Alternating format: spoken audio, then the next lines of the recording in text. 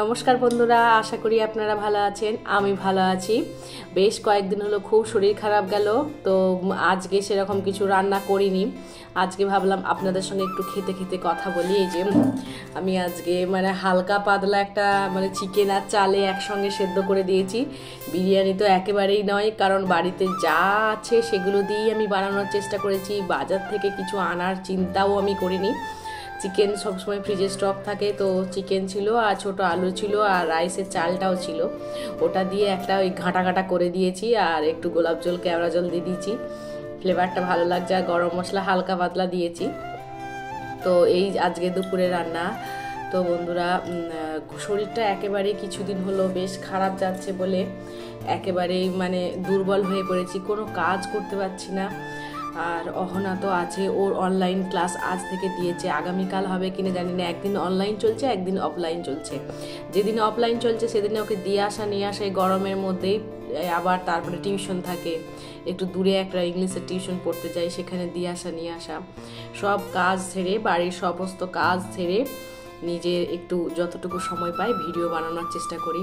তবে বন্ধুরা, এই কদিন তো ভিডিও বানাচ্ছি, যেটা বুঝতে পারছি যে একার পক্ষে ভিডিও বানিয়ে পুরোটা এডিট করা একটু কষ্টকর ব্যাপার আছে। সময় তো লাগেই একটা ভিডিও এডিট করতে গেলে। আমি ইনশট অ্যাপ দিয়ে ভিডিও এডিট করি, তো ভিডিও একটা পুরো এডিট করে আপলোড করতে গেলে অনেকটা টাইম, প্রায় 1.5 থেকে 2 ঘন্টা তো টাইম লাগবেই, যত তাড়াতাড়ি করি না কেন। কিন্তু আর তাড়াতাড়ি করলে কি হয়, ভুল হয়ে যায়, ভেবে ভেবে কাজটা করতে হয়। আর একবার আপলোড হয়ে গেলে তার কিছু করার থাকে না, তার আগে বারবার চেক করতে থাকি। আর এই যে ভিডিও বানানোর পিছনে যে থাম্বনেল, যে কন্টেন্টগুলো ক্রিয়েট করতে হয় চিন্তাভাবনা করে, ডেসক্রিপশন লিখতে হয়, ট্যাগ লিখতে হয়, তো এগুলো আগে খুব একটা বেশি জানতাম না। যত দিন যাচ্ছে ইউটিউবে যে টেক চ্যানেলগুলো আছে ওখান থেকে পড়ে পড়ে অল্প কিছু জানছি, জেনে সেটা সেভাবে ফলো করে নিজের ভিডিওতে অ্যাপ্লাই করার চেষ্টা করছি। আর আমার যেহেতু লং ভিডিও চ্যানেল ছিল আগে, এখন লং শর্ট দুটোই দিই। তো শর্টটা দিচ্ছি কারণ একদম সাপ বাড়ছে না। লাস্ট লং ভিডিওগুলো ভালোই চলেছিল, 150-200 করে ভিউজ আসছিলো। এখন রিসেন্ট শর্ট দেওয়ার পর দেখছি যে লং ভিডিওতে ভিউজটা অনেকটা কমে গেছে, যেটা টেক চ্যানেল থেকে বড় বড় ক্রিয়েটাররা বলছে যে দুটোই যদি একসঙ্গে কন্টিনিউ করি, প্রথম নতুন চ্যানেল হিসাবে বলছে করতে কোনো অসুবিধা নেই। মনিটাইজেশন হয়ে যাওয়ার পর যেটা পাবলিক দর্শকরা বেশি পছন্দ করবে, লং বা শর্ট, সেটাকে কন্টিনিউ করতে বলছে। তো আর সাপ বাড়ার জন্য তো শর্টস দিতেই হবে, আর লং ভিডিও তো।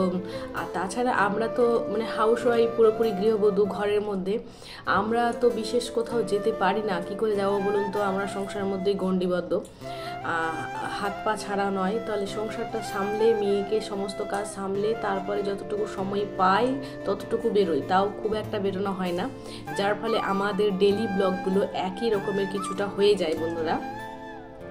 কিন্তু কিছু করার নেই, আমরা তো বাইরে গেলে চলবে না, তবুও ভালোবেসে বানাই। একই রকম বলতে রেগুলার একই জিনিস নিশ্চয়ই দেখাই না, একটু ঘুরিয়ে ফিরিয়ে দেখানোর চেষ্টা করি। এরপর তারই মধ্যে কিছু কিছু, কারণ আমার বাড়ি তো একটাই এখানে, এই বাড়ির মধ্যেই আমাকে ব্লগটা করতে হবে। এই একই দুপুরে কী খাই, আমার কিছু কিছু রুটিন তো একই। যেমন সকালের দিকে আমরা এখন রেগুলার গরমের দিকে সকালে 1 গ্লাস করে ছাতু খাই, তো সেই 1 গ্লাস ছাতু সকালের ডেলি রুটিন, তো ওটার বাইরে আমি যেতে পারবো না। যেদিন হয়তো হালকা কিছু সকালে, আর গরমে না সত্যি কথা বলতে কিচ্ছু ইচ্ছে করছে না, মনে হচ্ছে এই ছাতুটাই ভালো, আর রুটি তরকারি বা কোনো কিছু বানানোর কোনো ইচ্ছে নেই। কোনো রকমের দিনটা চলে গেলেও হয়, এরকমই হবে আর কি চলছে। তো এই শত বাধা পেরিয়েও যে ভিডিও বানাচ্ছি, একটা ভালো লাগা, ভালোবাসা তৈরি হয়ে গেছে। জানি না কখন সেদিন আসবে যে একদিন হয়তো আমারও ভিডিও ভাইরাল হবে। ভালোই লাগে, খারাপ লাগে না বানাতে। তো যদি সেরকম কাজ করতে পারি, পরিশ্রম করলে আমি একটা কথা বন্ধুরা বিশ্বাস করি, যদি আমি সঠিক পথে পরিশ্রম শুধু করলেই হলো না, পরিশ্রমটা যদি আমি সঠিকভাবে কাজে লাগাই, একটু ভেবেচিন্তে কাজটা করলে তবেই সফলতা আসবে। নাহলে ওই বোকা মাথায় দিন রাত খালি পরিশ্রম করে গেলে বছরের পর বছর চলেই যাবে, কোনো সফলতা আসবে না। তো ওই যতটুকু ওরই মধ্যে পারছি করার চেষ্টা করছি। তো আজকে দুপুরে এই চাল আলু সেদ্ধ যাকে বলে, আমার মেয়ে তো বলছে বিরিয়ানি, মানে বিরিয়ানির মতন হয়েছে। তো খেতে হয়নি বন্ধুরা, কারণ ওর বিরিয়ানি যেভাবে করে আর যা লাগে, এর আগে তো অনেক করেছি, তো সেরকম কিছু আমার নেই আজকে দেওয়া। তো ওকে ভোলানোর জন্য বলে দিয়েছি বিরিয়ানি হয়েছে, ও খুব খুশি মনে খেয়েছে, আমার পাশে বসেই খাচ্ছে এখন। তো আজকে এই রান্নার ছোট্ট কয়েকটা ক্লিপ আমি ভিডিওতে অ্যাড করছি, আপনারা দেখবেন। আর বন্ধুরা যেমনই বানায় ভিডিও কেমন হচ্ছে একটু কমেন্ট করে জানাবেন, আর একটা লাইক অবশ্যই করবেন বন্ধুরা। আপনারা এই রান্নার আজকে দুপুরের রান্নার ভিডিওটা একটু কয়েকটা ক্লিপ আপনি শেয়ার করছি, ওগুলো একটু দেখুন। রান্নাঘরে চলে এসেছি বন্ধুরা। আজকে দুপুরে আমি ছেলে ভোলানো বিরিয়ানি করব। ছেলে ভোলানো বললাম কারণ দেখতে বিরিয়ানির মতো হয়েছে, কিন্তু খেতে কিন্তু বিরিয়ানির মতো হয়নি, কারণ বিরিয়ানিতে যে সমস্ত উপাদানগুলো পড়ে সেগুলোর কিছুই আমার কাছে নেই। ওই একটা কি দুটো উপাদান আমার মিলেছে, চিকেন আর আলু আর রাইসটা, বাকি সব মশলাগুলো কিন্তু আমার বাড়িতে নেই বলে আমি ওটাকে এড়িয়ে গেলাম, বললাম ছেলে ভোলানো বিরিয়ানি। আর ছেলে ভোলানো বললাম কারণ অহনা বিরিয়ানি যদি বলি যে না বিরিয়ানির মতো করে বানাচ্ছি না, তাহলে ও হয়তো খুঁতখুত করবে, আর যদি বলি যে হ্যাঁ বিরিয়ানি, তাহলে ও সুন্দরভাবে খেয়ে নেবে। গ্রাম থেকে যে ছোট ছোট ক্যাটি চন্দ্রমুখী আলুগুলো এনেছিলাম না, আজকে খুব ভালো কাজে লেগে গেল। দেখুন তো বিরিয়ানিতে আমিও বলে ফেললাম বিরিয়ানি। তো যাই হোক, বিরিয়ানি এখন বলি। তো বিরিয়ানিতে ওই আলুগুলো সুন্দর করে আমি যখন ভাতটা করে নিচ্ছিলাম, তখন ওর মধ্যেই আলুগুলো আমি ছুলে দিয়ে দিয়েছিলাম। সুন্দরভাবে আলুটা সেদ্ধ হয়ে গেছে। তো এখন অল্প একটু নুন দিয়ে আলুটা একটু ভাজা ভাজা করে নেবো। এদিকে চিকেনটাকে আমি সুন্দরভাবে ম্যারিনেট করে রেখেছি। সুন্দরভাবে বললাম কারণ অল্প কিছু মশলা দিয়ে আমি মাখিয়ে রেখে দিয়েছিলাম।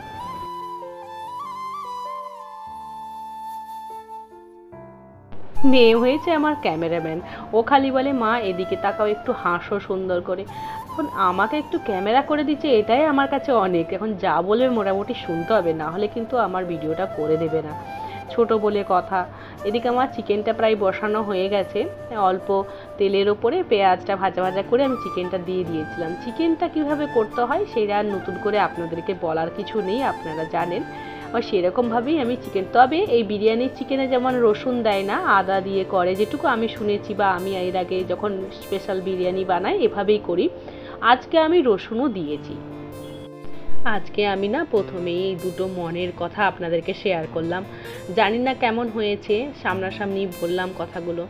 হ্যাঁ বন্ধুরা, আমি প্রথম যখন ভিডিও প্রথম বলতে প্রায় এক মাস পেরিয়েছে সবে। এই কদিনই আমি এই প্ল্যাটফর্মে নেমেছি, এরই মধ্যে অনেক অভিজ্ঞতা হলো জানেন তো। সাপ বাড়ছে না দেখে শর্টস শুরু করলাম, যেই শর্টস শুরু করলাম লং ভিডিওর ভিউজ কমে গেছে। আর তাছাড়াও যেটা হয়েছে, আমার ইররেগুলার হয়ে গেছে। আমি যে টাইমে ভিডিও দিতাম, আমার মনে হয় এটাই প্রবলেম, যে টাইমে ভিডিও দিতাম রেগুলার যে মেনটেন করে দিতাম, সেগুলো এখন পারছি না শারীরিক অসুস্থতার কারণে, যার ফলে ভিউজ কমে গেছে। আমার মনে হয় কাজ যদি আবার ঠিকঠাক করে করতে পারি আবার ভিউজ আসবে। তো যাই হোক, এখন তো আর প্রথমের দিকে এইসব ভাবলে চলবে না, তাহলে আর এগোতে পারবো না। এই বাটি ধোয়া জলটা কিন্তু অবশ্যই দিতে হবে, এর একটা বিশেষত্ব আছেই আছে। ব্যাস, এদিকে আমার চিকেনটা প্রায় বসানো হয়ে গেছে। আর রাইসটা আমি আগে থেকেই করে রেখেছিলাম, রাইসটা সুন্দরভাবে ঝরঝরে হয়ে গেছে।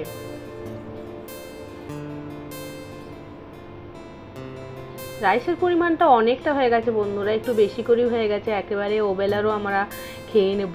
অহনার বাবা তো বাড়িতে নেই, অহনার বাবা না গ্রামের বাড়ি গেছে, গ্রামে আমার আর একটা ওখানে বাড়ি হচ্ছে, তো সেই জন্য ওকে ঘন ঘন যেতে হচ্ছে বন্ধুরা। তো ওই জন্য ও বেশ মাঝে মাঝে অ্যাবসেন্ট হয়ে যাচ্ছে বাড়িতে।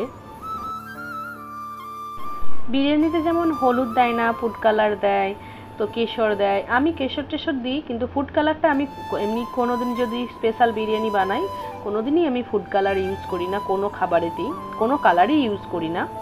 তো যাই হোক, তো আজকে আমি বললাম যে আজকে সব কিছু উল্টোপাল্টা হয়ে গেছে, কারণ নিয়ম মাফিক যে উপাদানগুলো লাগে সেগুলো একটাও দিইনি, সেই জন্য আমি হলুদ দিয়েই চিকেন রান্না করলাম। আর হলুদ দিয়ে দিলাম কারণ এমনিতেই কালারটা চলে আসবে, আর অল্প হলুদ দিয়েছি, খুব একটা বেশি পরিমাণে দিইনি আমি।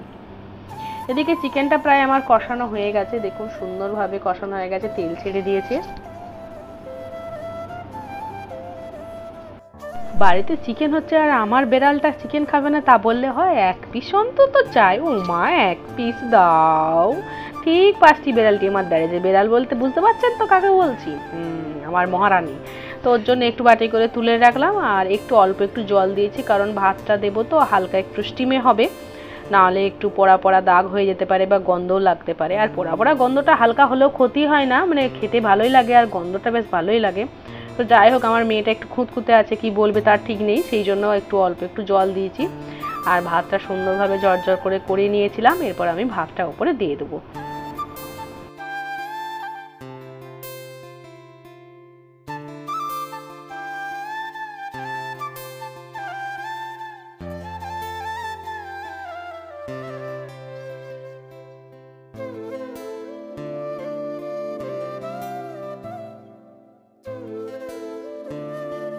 ব্যাস এর উপরে না অল্প একটু গোলাপ জল ওই 1 ছিপির মতো আর অল্প একটু কেওড়া জল ওই 1 ছিপির মতনই দিয়ে দেবো।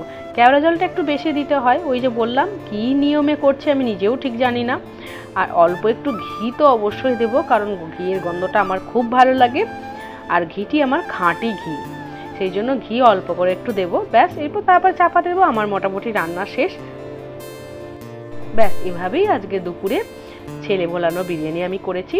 তো যাই হোক বন্ধুরা, আজকের মতো আসি, আর ভিডিওয়ে বেশি কথা বলবো না, দেখা হচ্ছে নেক্সট ভিডিওতে। ভালো থাকবেন, সাবধানে থাকবেন এবং সুস্থ থাকবেন। Tata, by.